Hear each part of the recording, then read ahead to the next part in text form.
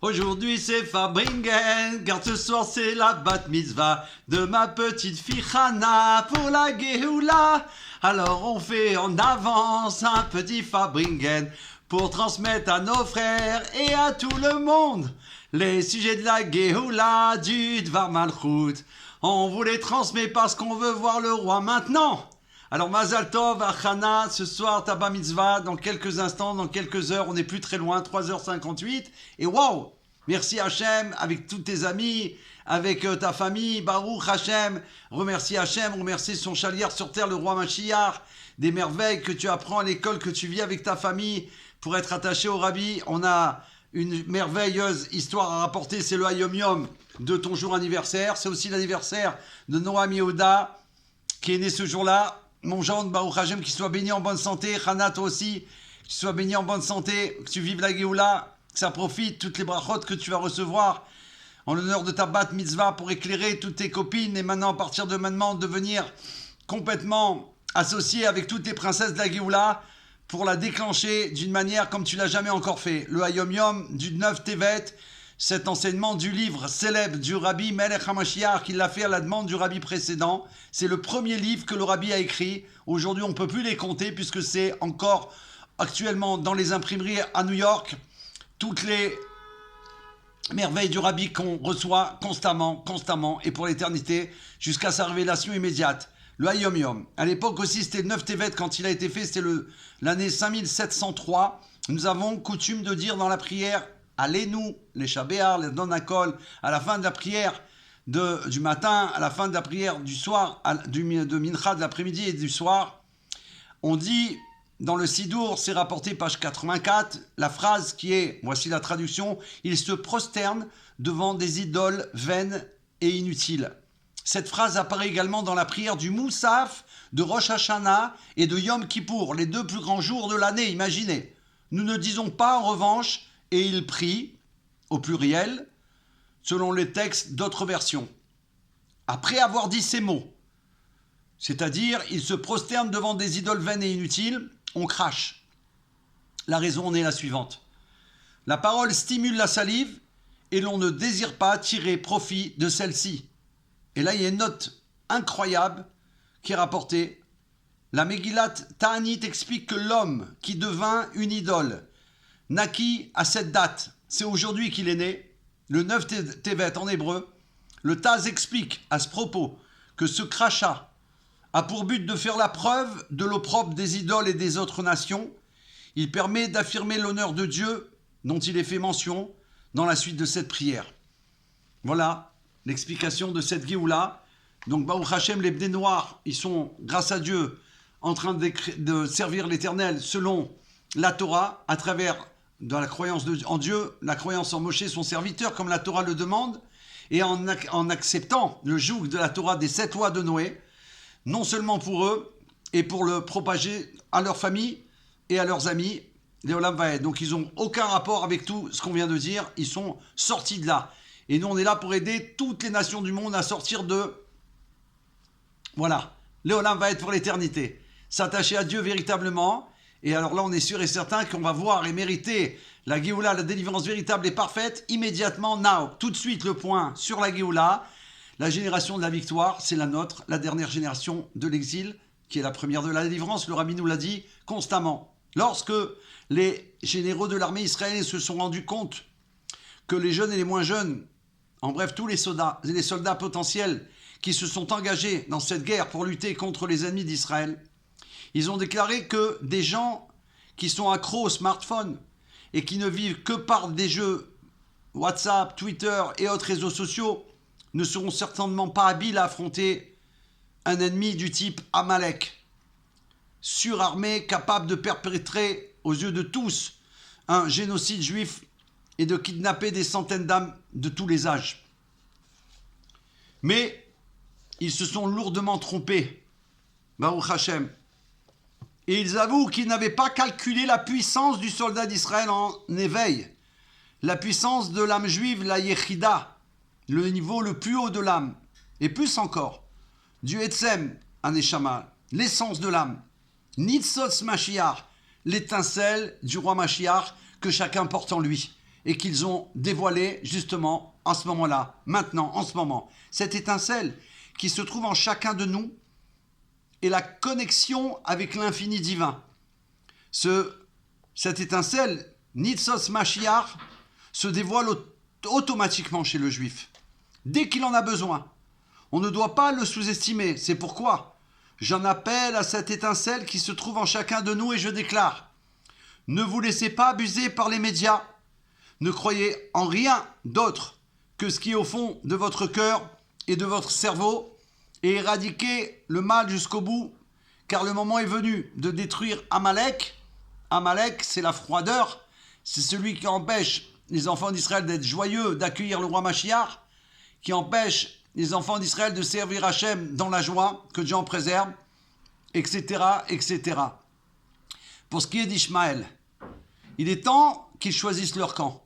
Ou ils sont avec les enfants d'Israël et la terre du grand Israël. Alors, par exemple, en tant que Bné Noach, qui accomplit ces 7 mitzvot, il y en a plein en Israël, parmi les ennemis d'Israël, qui ont choisi le camp des Bné Noach de s'attacher au rabbi comme la Torah le veut. Alors eux, où ils sont, alors c'est où ce choix-là, ou alors ils deviennent une cible pour le Dieu vivant et l'étincelle divine en chaque soldat juif. À vous de choisir, à chacun de choisir. Aujourd'hui, le monde est en train d'être, si on peut dire, comme dans une, c'est rapporté par le Rambam, une balance. Il y a le contraire du bien dans une balance et le bien absolu dans l'autre balance. Et ces deux, ils sont à égalité, et là il faut choisir. Une bonne action plus, le rabbi a fait savoir, tout va se balancer dans le bien pour l'éternité. Donc la révélation du roi Mashiach, c'est tout de suite. Et c'est ça que nous enseigne la victoire des livres de cette année, 5784, cette fête. Adida Notsar, la victoire sur Amalek, elle est entre nos mains. Et on va, Bezrat Hashem, retrouver nos frères, non seulement les otages, et non seulement ceux qui sont partis, Bezrat Hashem, comme la Torah nous l'a toujours promis, et qu'elle est éternelle et la seule vérité au monde, ils seront là, vivants, ressuscités, entiers, guéris pour l'éternité. Alors, chacun doit choisir son camp. Nous, il est déjà choisi depuis longtemps, et nous sommes là pour aider le monde à choisir le sien, parce qu'après, à la révélation du roi Mashiach, tout de suite, maintenant, immédiatement, plus personne ne pourra changer d'avis. Il sera trop tard, comme on l'a dit, donc ce n'est pas du tout une menace, c'est un constat. À partir du moment où le roi Mashiach se révèle dans le monde aux yeux de tous, alors plus personne ne pourra prouver au maître du monde qu'il est sincère s'il vient dire maintenant, oui, je crois en vous, moi je vais faire les 7 lois de Noé, moi je vais faire la Torah, etc. C'est fini, trop tard, parce que personne ne pourra prouver son honnêteté et sa sincérité à ce moment-là, puisque Mashiach sera révélé. Alors, Yechia Melech HaMashiach, on doit tenir tête à l'exil et entraîner la délivrance. C'est ça qu'il faut faire. Car ce soir, c'est Fabringen, ce soir, c'est la Bat Mitzvah, et avant ce soir, il doit y avoir la Géoula maintenant. C'est pour ça qu'on est prêt. On ne peut pas lâcher le Fabringen parce qu'il y a une Bat Mitzvah ou qu'il y a autre chose. Et bien que c'est ma petite fille, et bien que c'est l'anniversaire à Noam Yehuda que j'aime à la folie, Baruch Hashem, d'abord le Fabringen, transmettre la vérité, transmettre que c'est imminent, une pièce en plus, un sourire en plus, une bonne action. Et tout ça déclenche la Géoula tout de suite. Maintenant, Mashiach, il est là. Ça va être la folie dans le monde entier. Alors que Yosef, Hatzadik, Yosef, il gouvernait le pays d'Égypte. Et selon l'ordre de Pharaon, on rappelle qu'on est dans la paracha Vaïgash, qui a été ce discours prononcé par l'Arabie, c'était en 5752-1991. C'est des merveilles merveilleuses. C'est l'une des plus belles histoires qui existent dans le monde. La vente par les frères de Yosef, qui est en vérité la volonté d'Hachem pour qu'il arrive en Égypte et va réussir Baruch Hashem, à être le maître de l'Égypte pour subvenir à la nourriture et à tous les besoins des enfants d'Israël lorsqu'ils devront descendre en Égypte pour les besoins de la Géoula. Cette descente, elle est uniquement pour remonter à un niveau qu'il n'y avait jamais eu avant, c'est-à-dire sortir d'Égypte, avoir récupéré toutes les étincelles qui étaient enfouies et cachées en Égypte, les ramener vers la divinité, et ensuite sortir avec tous les miracles merveilleux qui ont fait trembler le monde entier, plier le monde entier, jusqu'à marcher cette marche extraordinaire, à partir de la traversée le 27 Nissan, après la sortie d'Égypte, jusqu'à Matan Torah, jusqu'au mont Sinaï, au pied du mont Sinaï, pour être au repos pendant 3 jours et attendre de recevoir qui va permettre au peuple juif d'éclairer, d'illuminer le monde à jamais, jusqu'à la délivrance, jusqu'à Mashiach, c'est-à-dire que maintenant, Mashiach prend le relais tout de suite et il va ouvrir la bouche, comme à l'époque de Shlomo Améler, comme on a vu dans la Haftara de la semaine dernière, qu'il a éclairé le monde, à tel point. Le roi Salomon, fils du roi David, d'ailleurs, le roi Mashiach doit être descendant du roi David par son fils Salomon, Shlomo Améler, et donc lui, il a éclairé le monde à tel point, par sa sagesse, que c'est rapporté dans la Torah que pendant 40 ans de son règne, il n'y a pas eu une seule guerre dans le monde entier. Donc ça, c'est unique au monde, grâce à sa sagesse. Imaginez, c'était l'homme le plus sage, c'est l'homme toujours le plus sage, jusqu'à la révélation du roi Mashiach tout de suite, et là, il va prendre le relais le roi Mashiach, qui va être plus sage que le roi Shlomo.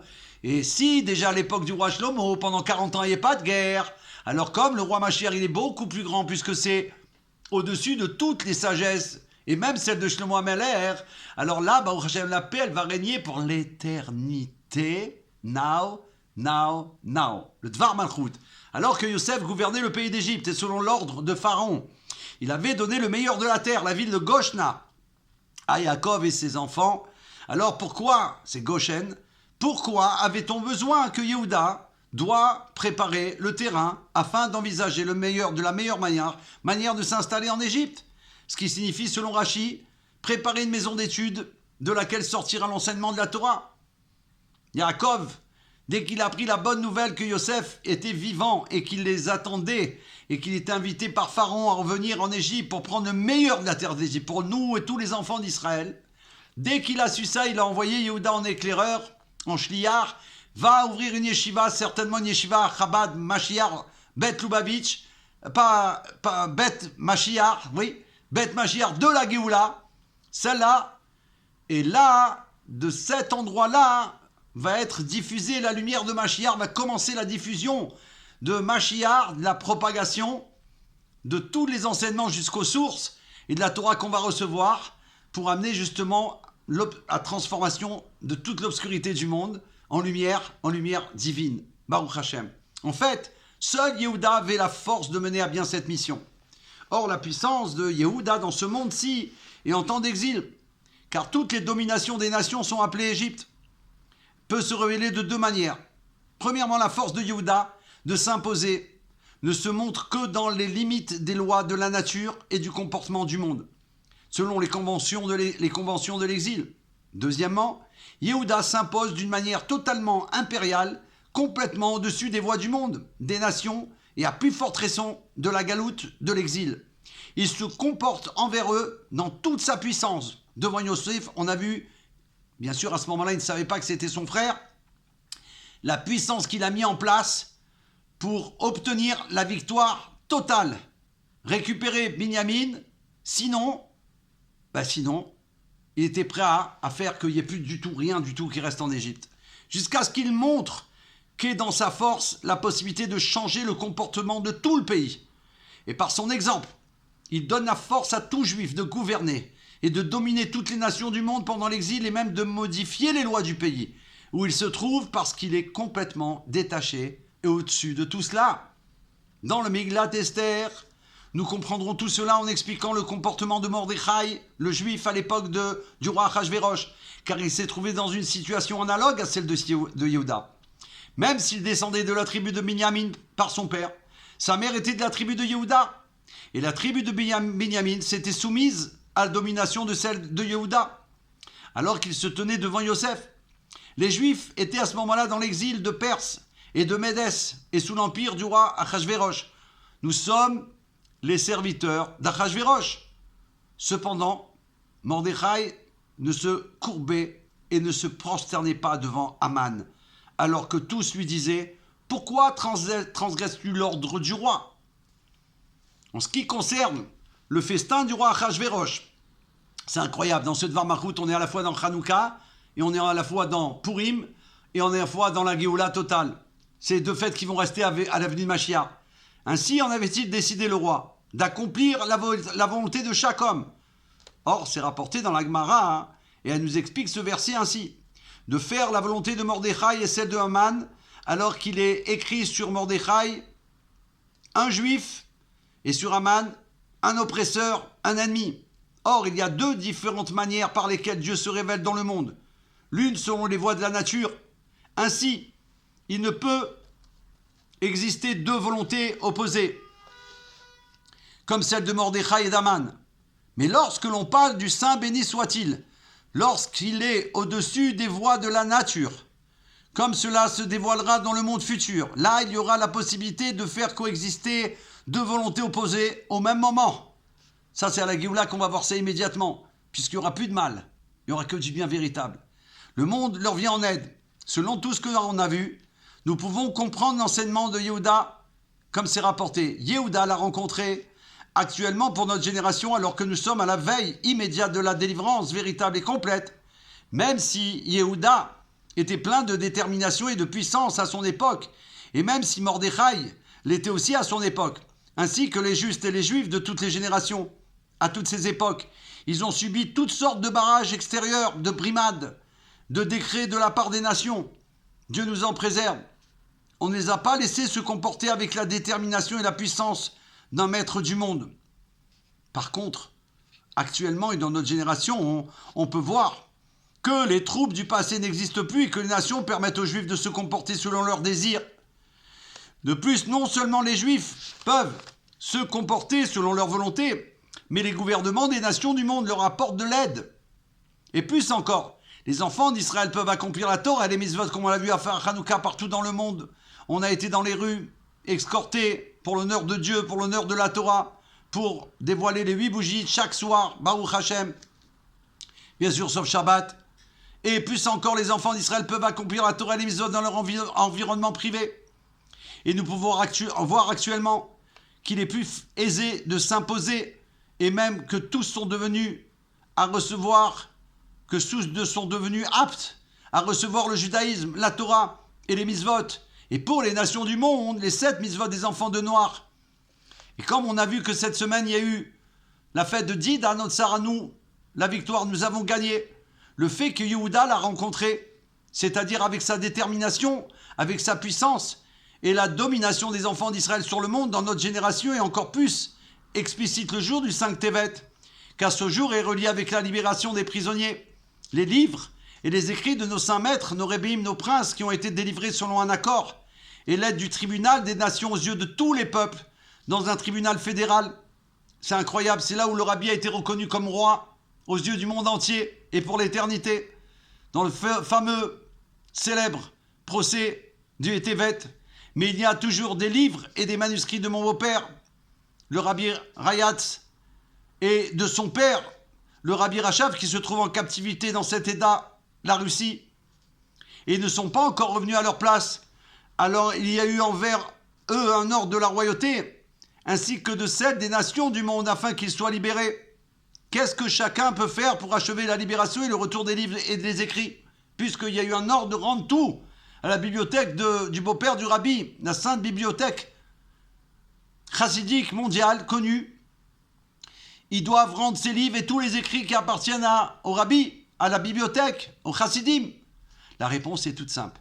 Par le fait que chacun et chaque homme, femme et enfant ajoutera à la maison dans sa bibliothèque de nouveaux livres sacrés emplis de paroles de Torah, en plus de ceux qu'il possède déjà. On peut même aujourd'hui s'abonner afin de recevoir régulièrement les nouveaux livres qui viennent de sortir.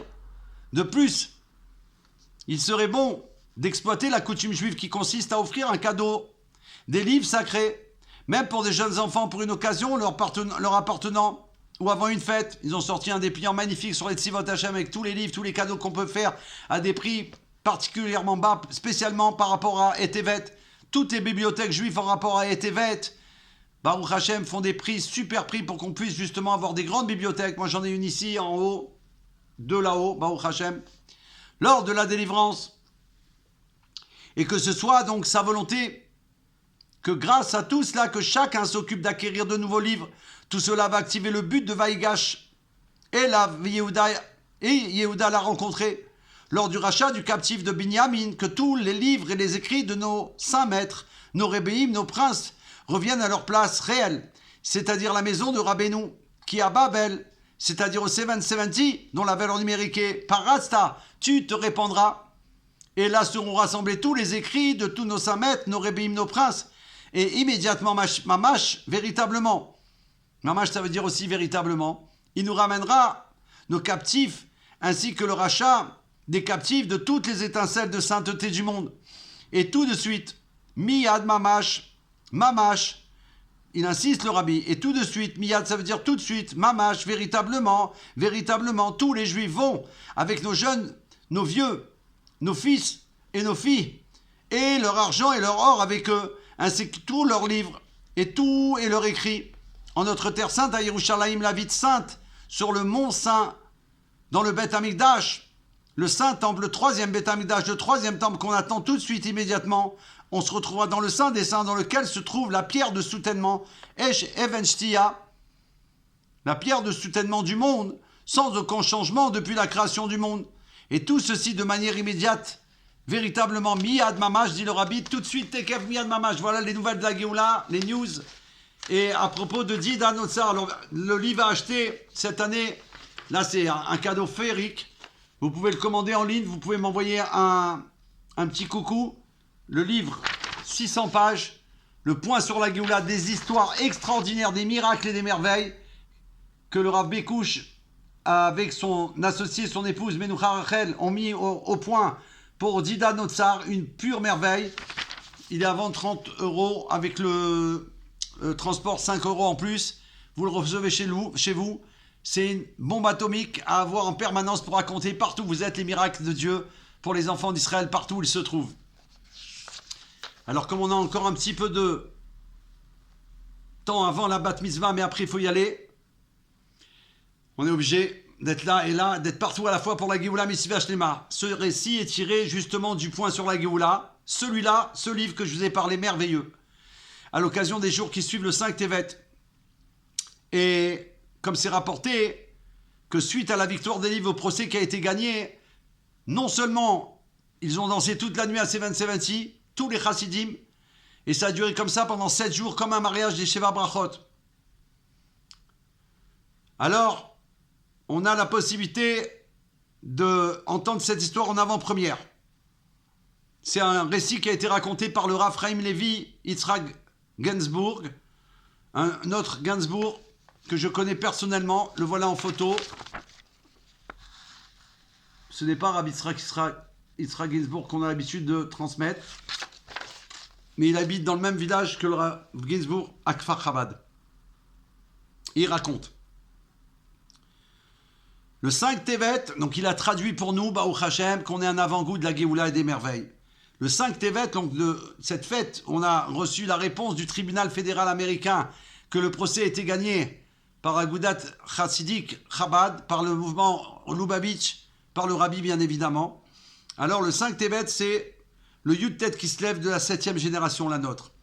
Il y en a certains, des proches parents du rabbi précédent, pour qu'il était permis de subtiliser des livres dans un quelconque prétexte d'héritage.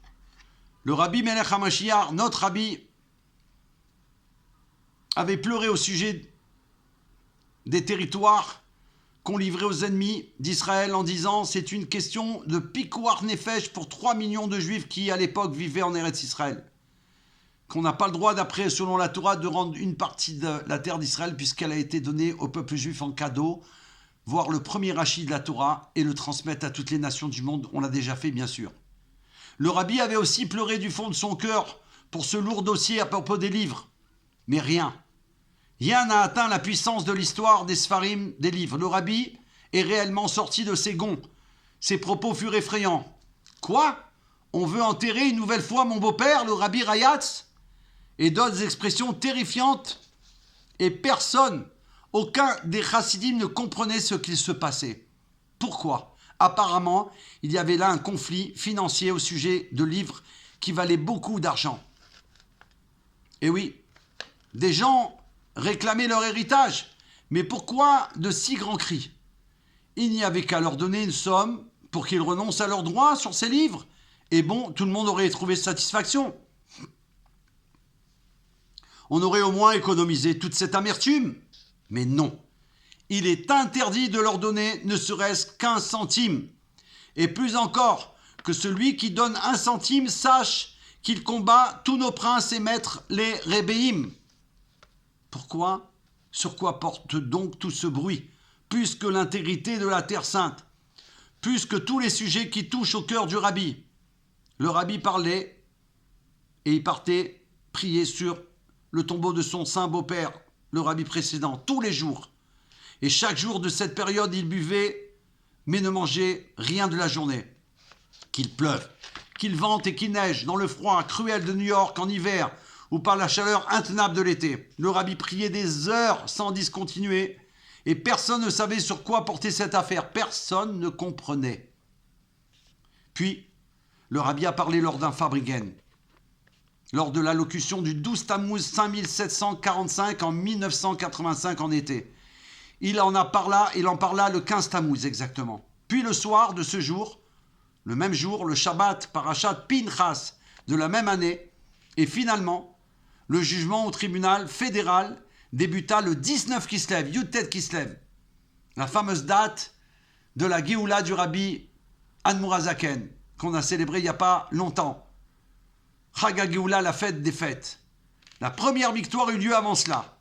Le 13 Kislev 1986, la partie adverse avait demandé que le rabbi se présente au tribunal.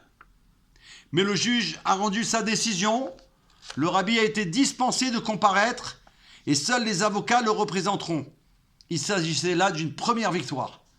Lors de Zot Hanouka, la 8e bougie de Hanouka en 1986, il y a eu 3 Fabrigen et là le rabbi a expliqué les tenants et les aboutissements de toute l'affaire. Le rabbi Shlita Melech HaMashiach a raconté que lorsque l'Admour HaZaken était en prison, le Baal Shem Tov et le Maguide de Mezritch, ses maîtres, sont venus lui rendre visite alors qu'il n'était plus de ce monde. Le rabbi a souligné qu'ils lui étaient apparus, vêtus de leur corps. L'Admour HaZaken leur a demandé « Pourquoi suis-je ici en prison? Quelle est ma faute ?» Ils lui ont répondu « Il y a une opposition céleste parce que tu dévoiles la chassidoute à profusion. Et lorsque je sortirai d'ici avec l'aide de Dieu, faut-il que je cesse la diffusion? Puisque tu as commencé, tu poursuivras avec plus de vigueur et plus de puissance, leur dit-il. Et il y avait déjà eu ce genre d'opposition lorsque l'Admour HaZaken était un jeune élève du Maguide. En ce temps-là, commençait à se répandre la chassidoute et les écrits sur des idées de ce type. Elles se répandaient tellement qu'il y en avait un peu partout. Or, un élève du Baal Shem Tov était venu rendre visite au Maguide de Mezritch. Il s'agissait de Rabbi Pinchas de Koritz. Lorsqu'il vit que certaines pages de chassidoute étaient tombées à terre, il y eut aussi une opposition céleste. L'Admour HaZaken avait senti qu'il se passait quelque chose et il s'adressa à Rabbi Pinchas de Koritz. Je voudrais vous raconter une histoire. Je vous écoute. Il y avait un grand roi qui avait un fils unique, le prince du royaume. Il lui donnait tout et se consacrait à son éducation. Mais un jour, ce fils, ce prince, est tombé gravement malade. Et le roi a donc recherché un médecin apte à le guérir. De nombreux médecins sont venus. Et un seul a trouvé la solution. Il s'agissait de prendre le joyau se trouvant serti sur la couronne du roi, de la piler en fine poussière, de la mélanger à de l'eau et de lui faire boire cette eau au fils du roi. Les ministres s'étaient opposés fermement à ce que l'on touche à la couronne du roi. Le roi leur répondit « Puisqu'il s'agit de la santé de mon fils, on ne fait aucun calcul. On ferait donc selon la prescription du médecin. Cependant, jusqu'à ce que l'on applique cette médication, cela avait pris du temps et maintenant, la situation de l'enfant chéri du roi donc, s'était aggravée. Que Dieu en préserve. Il ne pouvait plus ouvrir la bouche du tout. On ne pouvait lui faire boire un quelconque liquide. Mais le roi s'est entêté. On essaiera tout de même. Et peut-être, dit-il, une goutte pénétrera dans la bouche du prince. Rabbi Pinchas de Koritz avait compris l'image qu'avait choisie l'Admour HaZaken et lui dit « Jeune homme, vous êtes un bon avocat pour votre maître. Aujourd'hui, il faut se rendre à l'évidence que tous les juifs n'accomplissent pas la Torah et les mitzvot de la meilleure manière. Et le seul remède, celui qui rend la vie au peuple juif, au fils du roi, c'est la chassidoute, le joyau de la couronne. L'Admour HaZaken, après cette histoire, a annulé l'accusation. Alors pourquoi a-t-il lui-même subi la même opposition céleste? Le rabbi Melech HaMashiach explique que certes, l'Admour HaZaken avait donné l'exemple de la goutte qui peut-être pénétrera dans la bouche du fils du roi.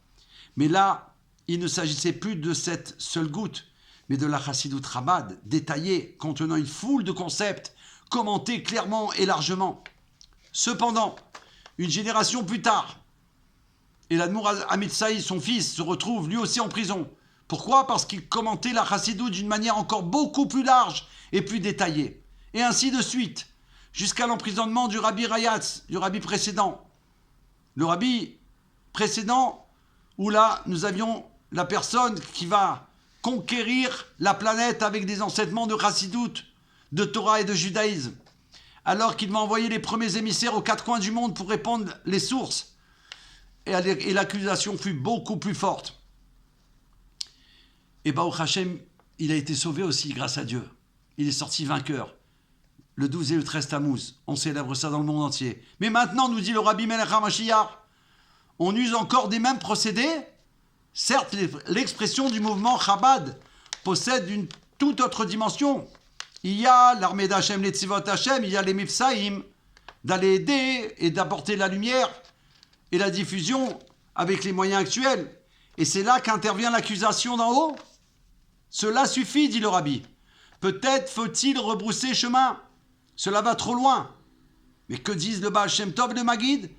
Avec plus de force, plus de puissance. Et justement, avec les moyens actuels, on rappelle que cette histoire est rapportée dans le livre qu'on a conseillé d'acheter, Baruch Hashem, de la famille Bekouche. 600 pages de merveilles merveilleuses, d'histoires extraordinaires. Le point sur la Géoula que vous pouvez recevoir. Voilà, vous pouvez m'appeler au 07 60 10 07 70 pour le commander. Cette histoire, elle a été traduite par Rab Bekouche pour nous, pour tous les francophones du monde entier. Donc l'un des arguments rapportés par le Rav Gainsbourg, Lévi Yitzhak, l'un des arguments, c'est bien cela. On va vérifier le nom. Il me semble que c'est ça. Chaim Lévi Yitzhak Gainsbourg. Donc, l'un des arguments de la partie adverse lors du jugement fut que Lubavitch n'est pas un mouvement actif. On peut être d'accord avec Lubavitch ou non, mais dire que Lubavitch n'est pas actif est une accusation clairement mensongère. Lubavitch a transformé le monde. Mais tout de même, il faut apprendre de l'opposition et donc, ce que l'on se prépare à faire maintenant doit être sans aucune commune mesure avec ce qu'il y avait avant. Le Rabbi a demandé à ce moment-là d'ouvrir des bâtés Chabad dans le monde entier. Et lors du 5 Tevet, le jugement a été gagné.